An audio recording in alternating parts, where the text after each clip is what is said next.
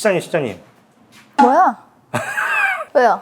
아니 내가 지금 댓글들 보고 왔는데 유튜브 좋은 차 소개해달라는 얘기들 많은데 사실 그거보다 걸러야 되는 차 얘기한 적이 별로 없는 것 같아요. 어떤 차 걸러야 돼요? 이게 PD님이 질문을 잘했네. 이게 좋은 차라는 거는 따지고 보면 그 비싸면 좋은 차예요. 싼데 좋은 차는 그게 드물단 말이야. 근데 대신에 안 좋은 차들은 나이, 성별, 지위, 명예, 뭐 가족관계 다 둘째치고 딱 정해졌어요. 그러니까 안 좋은 차 이것만 피하시면은 본전 이상은 먹고 들어간다. 그렇게 생각하시면 돼요. 내가 이제 그것들만 걸으면 되는 거죠?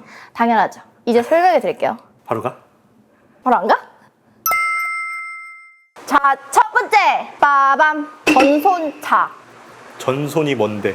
이 전손차가 뭐냐? 전부 손해의 줄임말이다. 저 별걸 다 줄여 진짜. 요즘 MZ들은 다 줄여야 돼요. 그게 유행이야. 늙은 사람이 참아, 견뎌. 자, 일단 전부 손해의 줄임말인데 이게 차 수리 비용이 차량 가액을 그냥 뛰어넘어버리는 경우를 우리가 전손차라고 해요. 오지게 박살 났다는 거 아니야 그냥. 그쵸?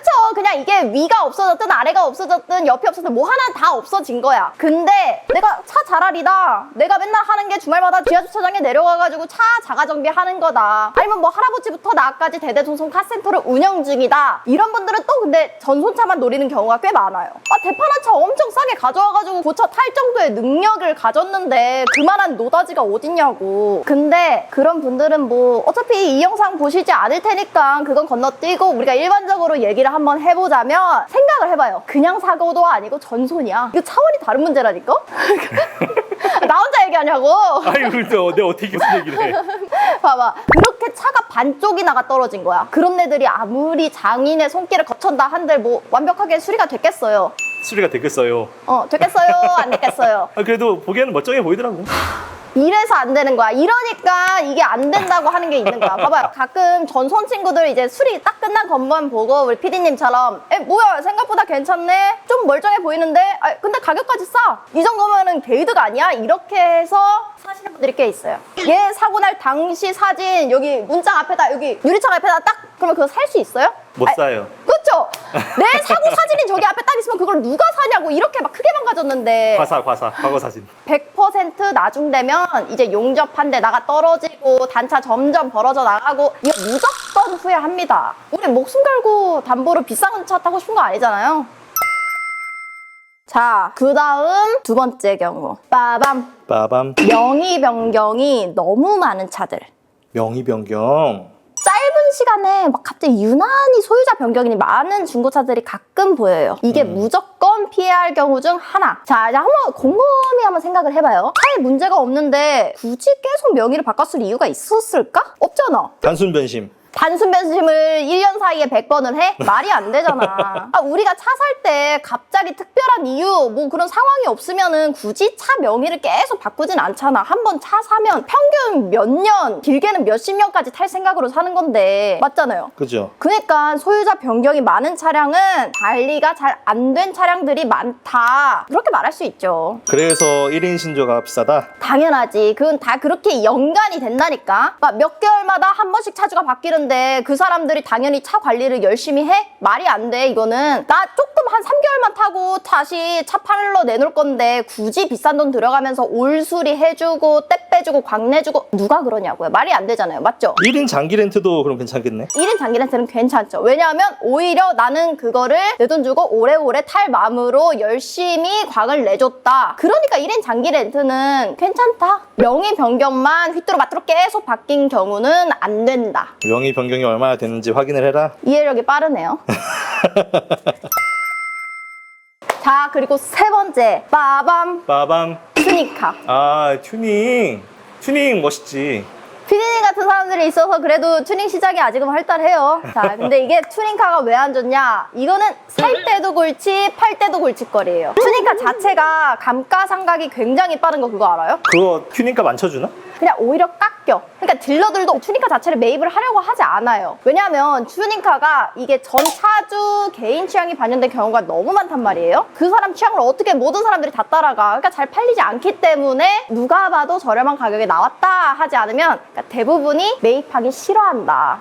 나 2억짜리 마티즈도 본 것 같은데 튜닝한 거? 그 결과가 어떻게 됐어요, 그거는? 그러면 그거 마티즈 값밖에 못 받아? 그 마티즈 값도 못 받는다니까요? 그거는 그냥 그분 2억을 가니 근데 그분 왜 그러시지? 그분 이해가 좀 안 되는데? 차 멋있어 보이려고 월급 받는 족족 차에 갖다 붙는다. 뭐 그래서 피디님 그거 많이 보이죠? BMW 보면은 삼색 스티커 여기 있는 거. 빨강 파랑 노랑인가? 빨강 파랑 하얀 그거 BMW 살 때 본사에서 서비스로 스티커 넣어주는 거 아니에요. 다 그냥 쿠팡일 가지고 8,000원짜리 시트지 사가지고 지하주차장 가서 다 모려서 붙이는 거라니까? 그거 BMW 정품이 아니었어? 나 근데 진짜로 그거 정품인 줄 알았어. 진짜 구글에 튜닝 에디션 치면은 그 마티즈에 트랙터 박히다 그런 분도 있다니까요? 내가 본 게 그건가 보다. 근데 만약에 그렇게 튜닝까지 다 했어. 비싼 돈 그래 말 그대로 2억 주고 했어. 걔네 망가지면 어디서부터 어떻게 고쳐야 되는데? 마티즈 고쳐주는 데서 안 고쳐주나? 정품이 아니잖아. 전문하시는 분도 모른단 말이야. 이거 마티즈 부품이 아니라 어디 가서 아반떼 부품을 갖다 껴놨는데 그걸 어떻게 아냐고. 여기서 억울해지는 건 이 경우야. 내가 중고차 시장에 갔어. 튜닝 된지 모르고 그냥 차가 예뻐서 샀어. 나중에 알고 보면 이게 튜닝된 거래. 그러니까 이제 이분들이 과태료 맞을까봐 울면서 자동차 검사소에 들어갔는데 통과 안 된대. 알아서 잘 이거 잘 떼고 와서 다시 검사를 맡으래. 이거 그래서 전차주한테 전화를 했는데 전화도 안 받아. 이걸 견딜 수 있어? 못 견디잖아요. 답답하긴 하겠네. 지금 내가 답답하다니까. 아니 피디님이 화장실을 지금 40분째 안 나오고 계셔가지고 제가 혼자 찍어볼게요. 자, 사면 절대 안 되는 경우 네 번째, 빠밤.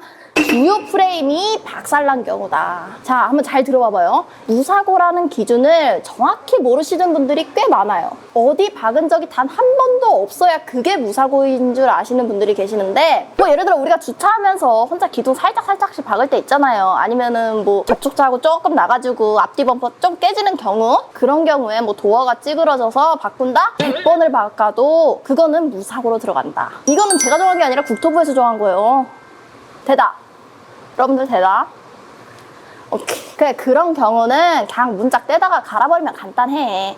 그거 좀 갈았다고 해서 고속도로 우리 달리면서 뭐 바퀴 이리 날아가고 범퍼 저리 날아가고 그런 경우는 절대 없잖아요. 근데 망가지면 곤란해지는 주요 골격으로 치부되는 치구들이 있어요. 이런 애들이 성능지에 체크되어 있다. 그거는 무조건 피하고 보시는 게 좋습니다. 뭐 예를 들어 문짝 교환은 사람으로 따지면은 길 가다가 넘어져가지고 무릎파 여기 좀 까진 건데 우리 그거 좀 까졌다고 응급실 가서 꿰매고 뭐 비 올 때마다 시큰시큰하고 그러진 않잖아요. 근데 주요 골격이 망가진 건 이게 뼈가 그냥 뽁 뚜동강 난 거라 보시면 됩니다. 우리 어깨뼈 한번 싹 빠지신 분들은 공감하실 거예요. 그냥 볼펜 잡다가도 어깨뼈 빠지고 물건 줍다가도 어깨뼈 빠지고 똑같잖아요. 골격 나갔다 타고 다니면서 방지턱 넘고 자갈밭 달리고 하체의 충격이 점점점 가해질수록 계속 더 망가지는 거예요. 프레임 하나 나갔는데 100만 원이나 싸? 아니, 공업사에서 전문가들이 어려우니 잘 고착했어 개이득 하고 샀다가 공업사 2번 들어가면 이미 차값 널어버리는 상황 오니까 그러니까 사지 말라는 겁니다.